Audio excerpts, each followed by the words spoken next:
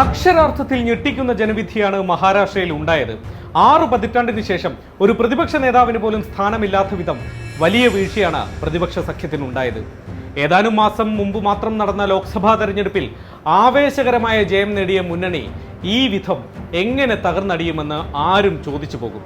ഉത്തരം വോട്ടിംഗിലെ തിരിമറിയെന്ന് പ്രതിപക്ഷം ആരോപിക്കുന്നു. പ്രതിഷേധവും ആരോപണവും തെരഞ്ഞെടുപ്പ് കമ്മീഷനെയും അറിയിച്ചു. രണ്ടാം സ്ഥാനത്തായ സ്ഥാനാർത്ഥികൾ പലരും വിവിപാറ്റ് സ്ലിപ്പുകൾ എണ്ണാൻ അപേക്ഷയും നൽകിയിട്ടുണ്ട്.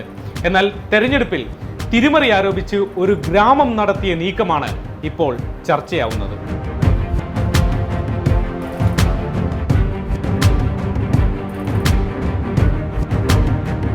സോളാപൂരിലെ മർക്കഡ്വാഡി എന്ന ഗ്രാമത്തിലുള്ളവർ വോട്ടിംഗിൽ കൃത്രിമം നടന്നെന്ന് ആരോപിച്ച് ബാലറ്റിൽ ഒരു റീപോളിംഗ് നടത്താൻ തുനിഞ്ഞിറങ്ങി. മർക്കഡ്വാഡി എന്നത് മൽഷിരാസ് എന്ന മണ്ഡലത്തിലാണ്. മണ്ഡലത്തിൽ ജയിച്ചത് NCP ശരത് പവാർ വിഭാഗം സ്ഥാനാർത്ഥി ഉത്തം റാവു ജൻകർ, തോറ്റത് BJPയുടെ റാം സത്പുരെ. എന്നാൽ മർക്കഡ്വാഡി ഗ്രാമത്തിൽ സത്പുരയാണ് മുന്നിൽ. തെരഞ്ഞെടുപ്പ് കമ്മീഷൻ പുറത്തുവിട്ട കണക്ക് പ്രകാരം സത്പുരയ്ക്ക് 1003 വോട്ടും ജൻകറിന് 843 വോട്ടും കിട്ടി.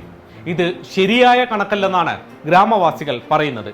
BJP സ്ഥാനാർത്ഥിക്ക് ഒരു സ്വാധീനവും ഗ്രാമത്തിലില്ലെന്നാണ് വാദം.